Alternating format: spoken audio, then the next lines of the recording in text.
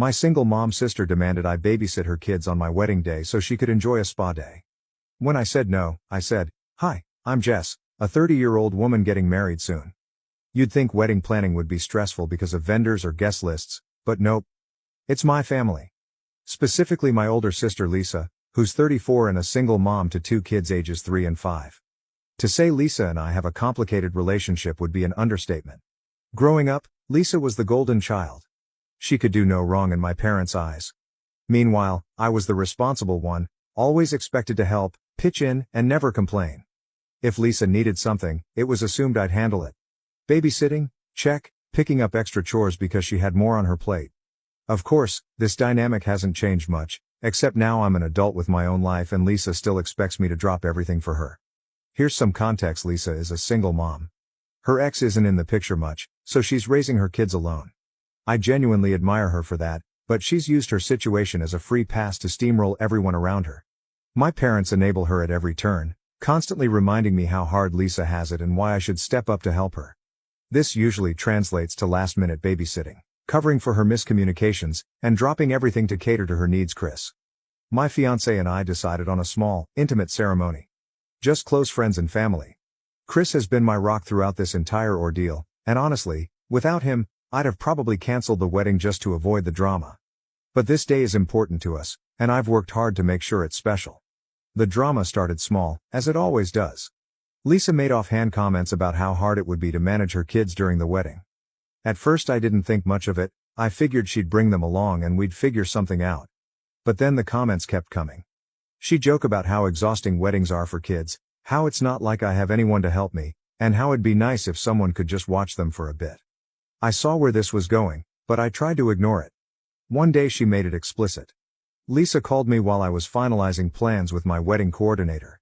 She casually mentioned that she was planning to book a spa day the morning of my wedding. Confused, I asked how that would work with her kids. She laughed and said, "Oh, I figured you'd watch them while you're getting ready.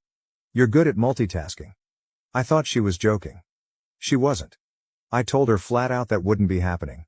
I'm the bride, I'll be getting my hair and makeup done, spending time with my bridesmaids, and preparing to marry the love of my life. She brushed it off, saying, "We'll figure it out," like it was no big deal. This was my first real red flag, then came the babysitting history. Over the years, Lisa has treated me like her personal childcare service. There were countless times she dropped her kids off with little to no warning, expecting me to cancel plans to watch them. Once she left them with me for an entire weekend because she needed a break. I love my niece and nephew, but I've had to miss birthdays, dates, and even job opportunities because of her lack of planning. This time, I decided to set a boundary. I told her I wouldn't be available to babysit on my wedding day. Lisa immediately flipped the script, accusing me of being selfish and inconsiderate. She started with the guilt trips. "Do you know how hard it is to be a single mom? You've always been so lucky, Jess. Can't you do this one thing for me?" My parents chimed in too, suggesting I help Lisa out because she has it so hard. The audacity didn't stop there. A week later, Lisa asked me to hire a babysitter for her kids. When I told her that wasn't in my budget because, hello, weddings are expensive, she suggested I back on something unnecessary to afford it. She even hinted that I should adjust my guest list to include fewer people so I could cover her babysitter at this point. I was floored. Chris has been incredibly supportive. He told me I need to stand my ground and not let Lisa ruin our day. My best friend Amber agrees, and she's even offered to help manage any drama on the wedding day. But the stress is getting to me. Lisa keeps acting like I'll eventually cave, and my parents are no help.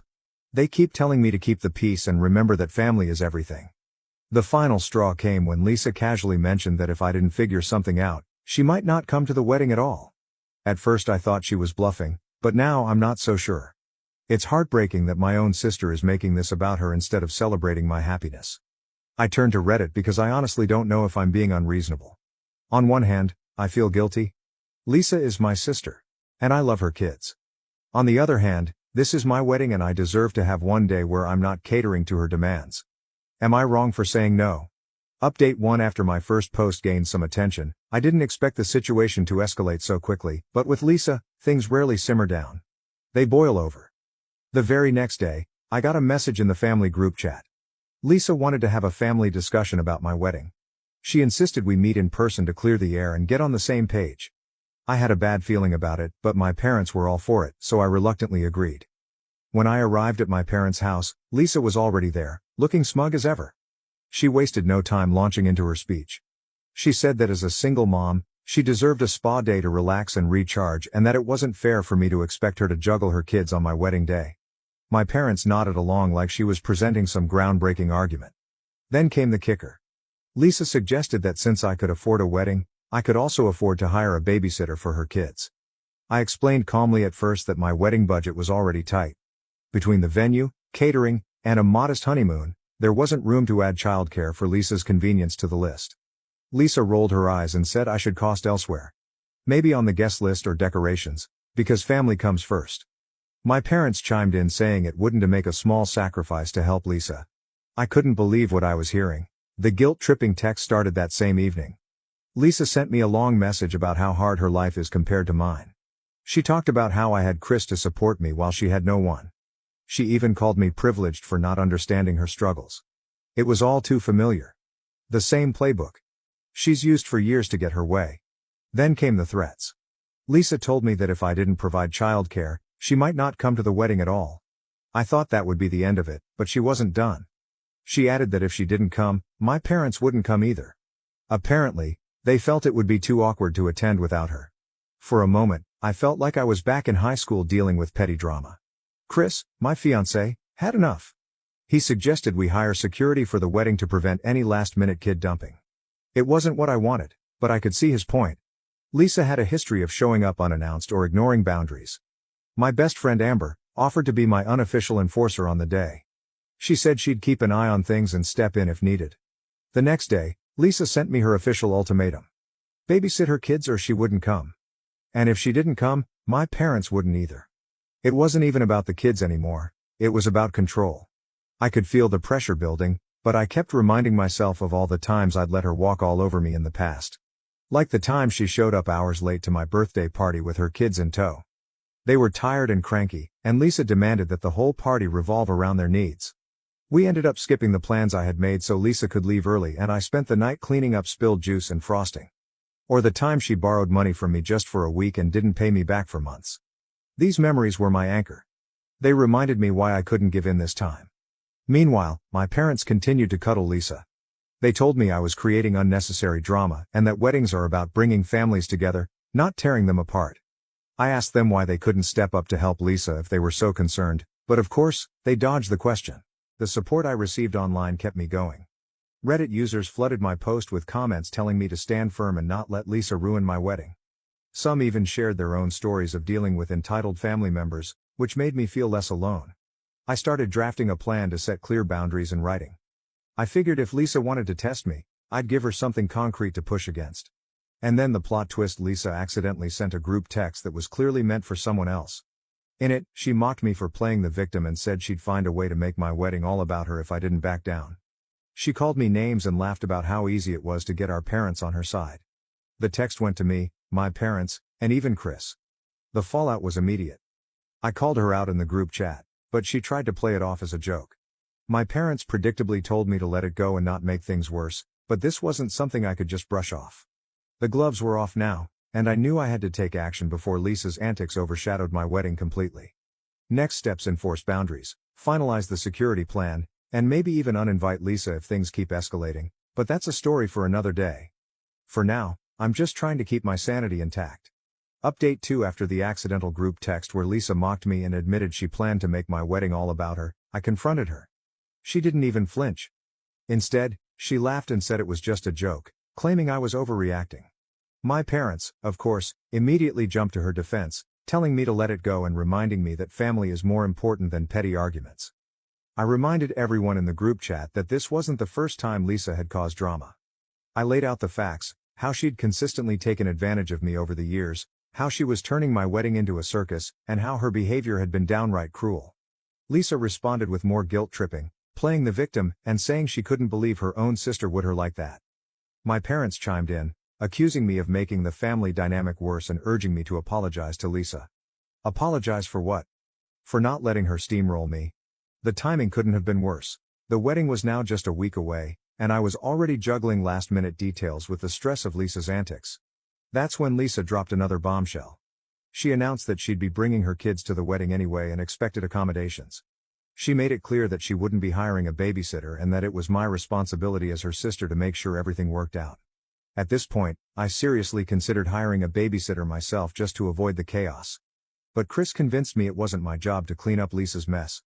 He reminded me that Lisa had been pulling these stunts for years and that giving in now would only set a precedent for future events. Amber, my best friend, stepped up again and reassured me that she'd be there to handle any drama. She even offered to bring along a couple of our mutual friends to help keep things under control if Lisa tried anything. Meanwhile, Lisa sent me what she probably thought was an olive branch. A half-hearted apology.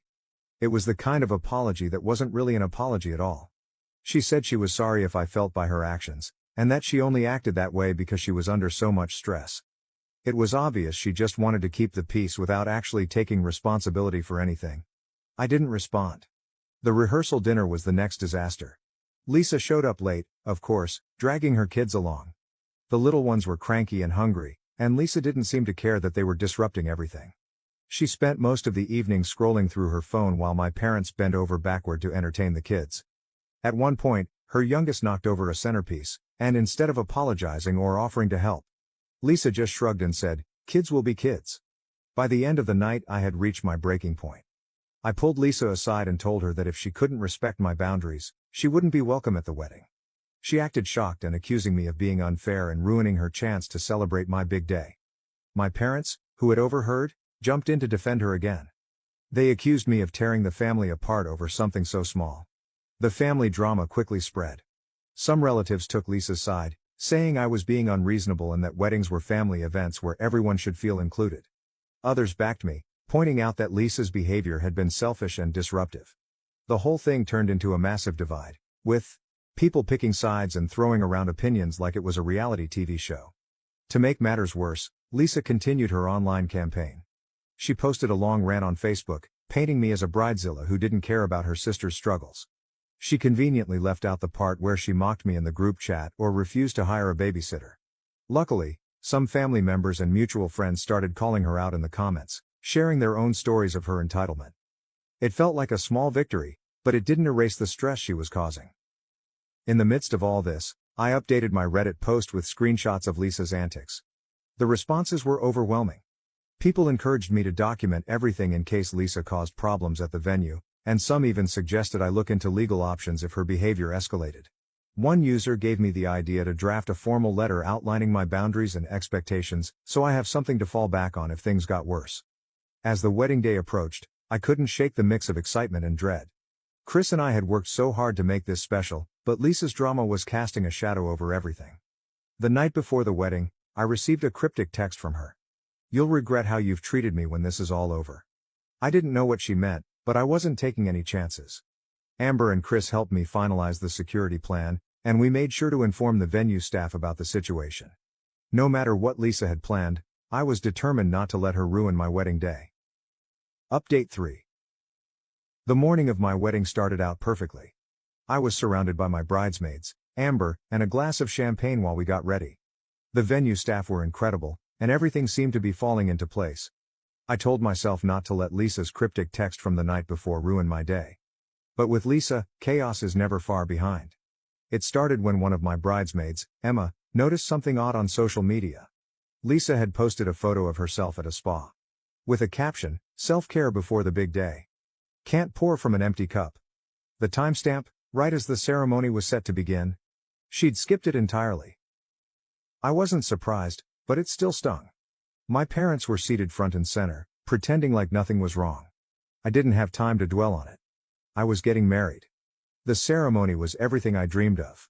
Chris looked amazing, the vows were perfect, and for the first time in weeks I felt like the drama might actually be behind us. But of course, it wasn't. The reception started smoothly. Everyone was enjoying themselves, and Chris's heart felt toasted. People tearing up. That's when one of the venue staff approached Amber and me with a concerned look. She quietly explained that a woman was trying to get into the reception with 2 small children and was arguing with security. I didn't need to ask who it was. Lisa had arrived. She had an RSVP. She wasn't on the guest list, and yet there she was, demanding to be let in with her kids in tow. The security team, who had been prepped about the situation, stood firm. Lisa's voice grew louder, and soon guests started noticing the commotion. Chris went to check on things, but Amber insisted on handling it herself. She intercepted Lisa before things could escalate further. Outside, Lisa was full-blown yelling. She claimed that as my sister, she had a right to be there and that I was alienating her and her kids from the family. She made a scene, shouting that it wasn't her fault she couldn't find a babysitter and accusing me of being cold and selfish. The kids were crying, which only added to the chaos. At one point, Lisa even told security that if they didn't let her in, she called the police. Meanwhile, inside, guests were starting to whisper. My parents slipped out to join Lisa and immediately sided with her. They told security to let her in because she's family and argued that her behavior wasn't a big deal. Chris and I stayed calm, sticking to the plan we'd made. Security politely but firmly denied her entry and asked her to leave the property. Lisa didn't leave quietly. She stood outside the gates and called me every name in the book, loud enough for some guests to hear. Eventually, one of the venue staff to call the authorities, and that's when Lisa finally left, dragging her kids with her. My parents stormed back inside, clearly furious. They approached me, saying I embarrassed the family and ruined Lisa's day. I reminded them it was my wedding day, not hers, and walked away before the argument could go any further. Thankfully, the reception picked up again. Chris's second speech reminded everyone why we were there to celebrate love and new beginnings. Guests rallied around us, sharing their support and helping us move past the drama for the rest of the night. We danced, laughed, and enjoyed the company of the people who genuinely cared about us. But Lisa wasn't done. By the time we got home, her version of events was all over social media. She posted a long rant about how she'd been excluded from her sister's wedding and humiliated in front of her kids. She conveniently left out the part where she wasn't invited to the reception, had skipped the ceremony, and showed up to cause trouble. Her story painted me as a heartless bridezilla who didn't care about family. It didn't take long for the post to up with people commenting on both sides. Some extended family members started calling and texting, demanding to know what had happened. Some believed Lisa's version, while others defended me, saying her actions were completely out of line. I stayed quiet, knowing anything I said would only add fuel to the fire. After the reception, Chris and I left for our honeymoon, determined to put the drama behind us. But Lisa wasn't finished. On the second day of our trip, I got an email from her with the subject line reimbursement in it. She demanded that I pay her back for the spa day she needed to recover from the stress I caused her. I couldn't believe the audacity. I forwarded the email to Amber, who laughed and told me to delete it. When I updated Reddit with everything that had happened, the response was overwhelming. Readers were furious on my behalf, especially about the spa day demand. Many offered advice, including some who suggested legal action to prevent Lisa from continuing her. I decided not to engage with Lisa at all. Her antics had crossed the line, and I knew I needed to take steps to protect my peace moving forward. Looking back, I can't say I'm surprised by how things turned out. Lisa has always made everything about her, and this time was no different. But one thing is clear. I'm done letting her manipulate me. This wedding was a turning point, and I'm ready to take control of my life without her influence. When I said no, it didn't take long after the honeymoon for the drama to start up again. When we got back, I found out that Lisa hadn't paid for her spa day out of pocket. She charged it to my parents' credit card. I learned this because my parents called me demanding that I reimburse them. They claimed Lisa had told them I forced her to go to the spa because I wouldn't accommodate her kids at the wedding. I didn't even know how to respond at first. My parents kept pushing, insisting it was only fair that I cover the cost since Lisa's plans were ruined because of the drama I caused. I told them absolutely not. They went on about how families should support each other and accused me of being selfish. I countered that if they kept enabling Lisa, I'd have no choice but to step back from the family altogether. They brushed me off, saying I was too emotional to think clearly. Meanwhile, Lisa ramped up her online campaign. She made multiple posts on Facebook calling me a heartless bridezilla and claiming I'd intentionally excluded her and her kids from my wedding to make her look bad. At first, I ignored it, but then something surprising happened. People started defending me. A few extended family members and mutual friends chimed in, sharing their own experiences with Lisa's entitlement. Someone even brought up how she'd ruined their birthday party by showing up uninvited and demanding special accommodations for her kids. It was a relief to see others finally acknowledging her behavior.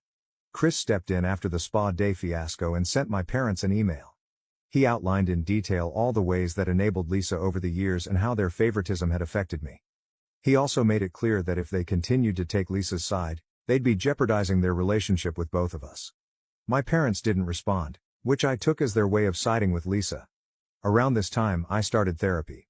I'd been meaning to do it for a while, but the wedding drama was the final push I needed. My therapist helped me see just how these dynamics had been and encouraged me to set firm boundaries. It wasn't easy, but I knew it was necessary. Things escalated further when Lisa showed up at our house unannounced. Chris and I were watching a movie when we heard banging on the door. When we checked the security camera, there she was, standing on the porch with her kids. She was yelling something about how I needed to make things right and that I owed her an apology. We didn't answer the door. After about 10 minutes, she finally left, but not before leaving a handwritten note saying, "This isn't over." That incident was the last straw.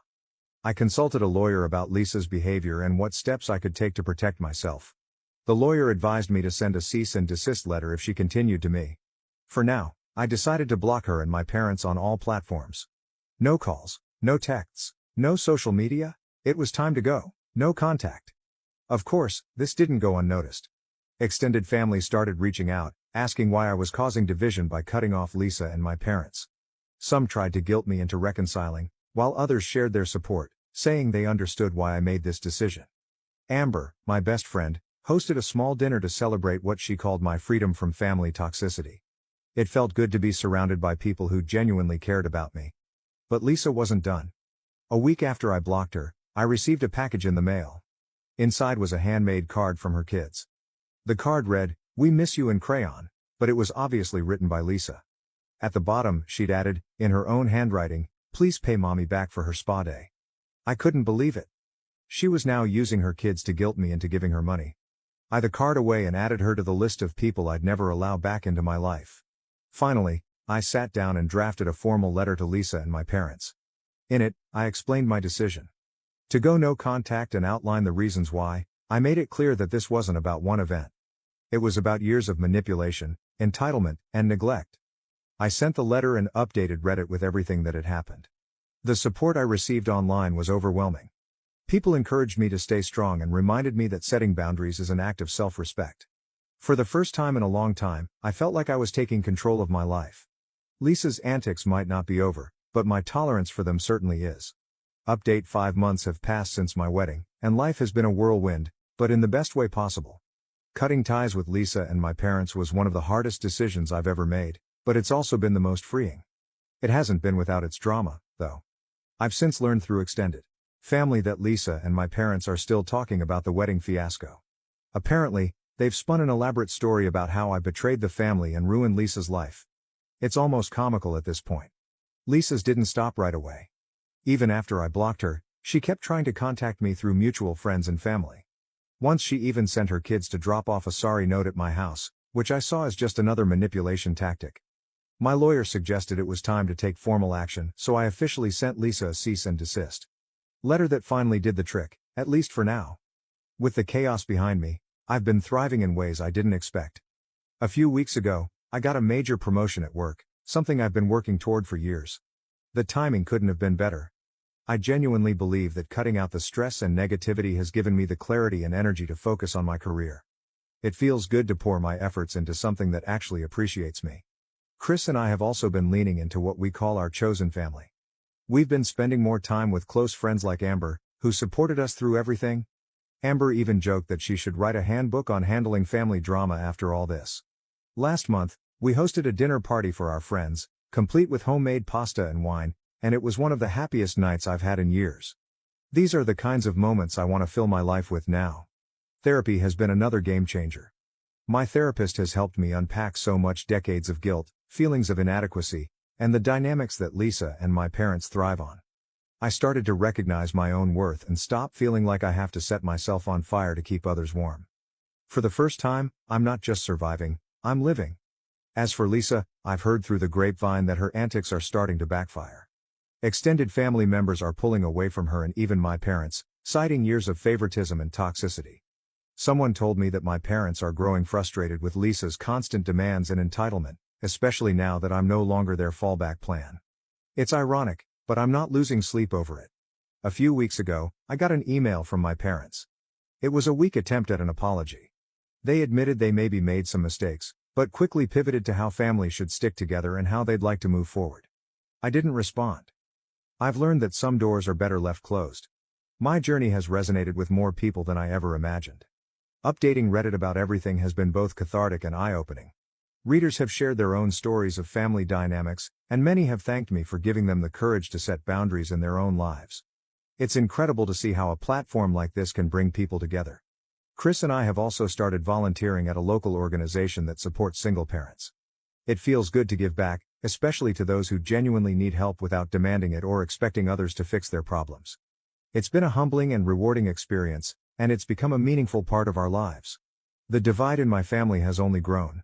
Some relatives have outright ties with Lisa and my parents, while others still try to guilt me into reconciliation. But I've stopped letting their opinions weigh me down.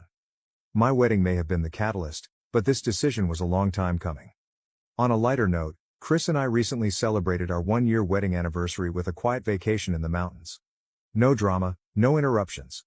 Just us, a cozy cabin, and lots of wine. It was the perfect way to reflect on how far we've come and how much we've built together.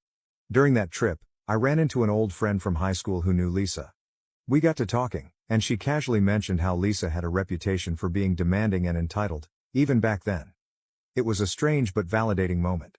Proof that Lisa's behavior wasn't just in my head. This year, Chris and I decided to start a new holiday tradition. We're hosting a family of choice dinner, inviting the friends who've been there for us through thick and thin. It feels like the perfect way to celebrate the season. Surrounded by love and positivity with no strings attached. Reflecting on everything, I'm amazed at how much my life has changed in just a year. Sharing my story on Reddit gave me the push I needed to prioritize my happiness and set boundaries I never thought I could enforce. The support from readers has been incredible, and I'm so grateful for this community. My wedding day turned out to be more than just the start of my marriage. It became the turning point for a better, healthier life. To anyone reading this who feels trapped in family dynamics, I hope my story shows that it's possible to break free and find peace.